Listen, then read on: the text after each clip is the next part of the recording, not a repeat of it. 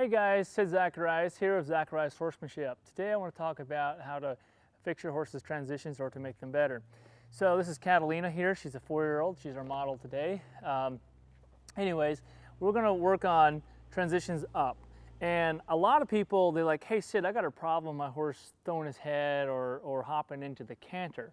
What they don't know, most of the time, 90% of the time, maybe even higher than that, is the problem is still at the walk to trot and they don't even know it. They think it's at the trot to canter, okay? So I'm gonna go ahead and show you a little bit with her, where we're at with her, because she's not perfect and I wanna show you how we work through that a little bit. So I'll go ahead and step her off and show you that.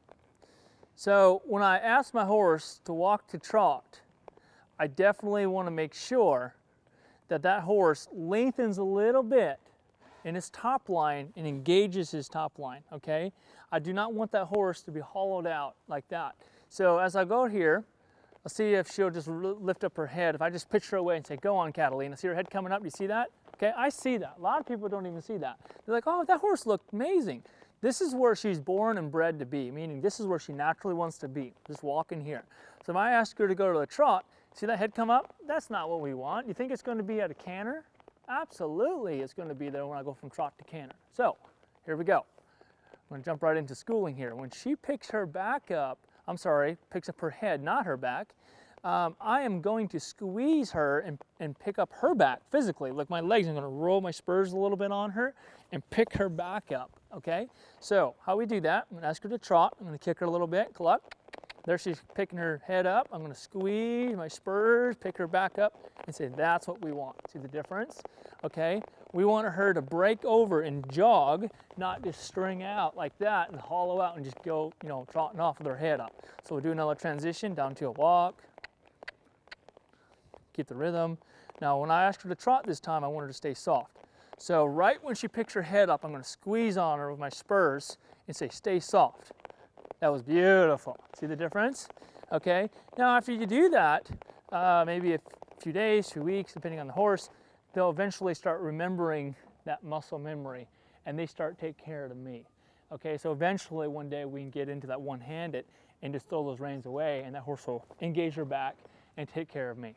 Okay, so when I go show, I can go show on offense, or whenever I'm just having, riding around and I put an amateur on her, she'll take care of them and understand, hey, this is what we do. We don't string out and hollow out as we go into it. So remember, these 2 ears, if you don't have the feel to be able to feel the horse's back engage or not, look at the head, okay? Because if that head comes up, I guarantee you they're hollowing out. We want that horse to stay straight across, stay nice and flat, and just pick up the back and move your feet. So another thing is make sure we start and stop. There's a saying that I tell people a lot is the more we start and stop, the more the horse learns. Meaning I go around 30, 40 feet from a walk to trot, back to the walk to trot, and I'm really targeting that upward transition. You know what I mean? I don't just go to the trot and then just start trotting around the whole arena for 5 minutes and then wondering why he's not getting any better because I've only worked on the transition 5 times the whole ride. I want to be able to work on like 50 times maybe in 20 minutes, and really drill that point because it brings that focus point to what the problem is, and the horse goes, okay, I get it, there's a problem, I need to step up in this area. Anyways, just a little tip I find to speed the process along is don't just get on your horse and get one transition and then just take off and then wonder why it's not getting better when you're more so exercising your horse, not training this one maneuver. So, all right guys, thank you so much for watching. I hope this helps you with your horses at home.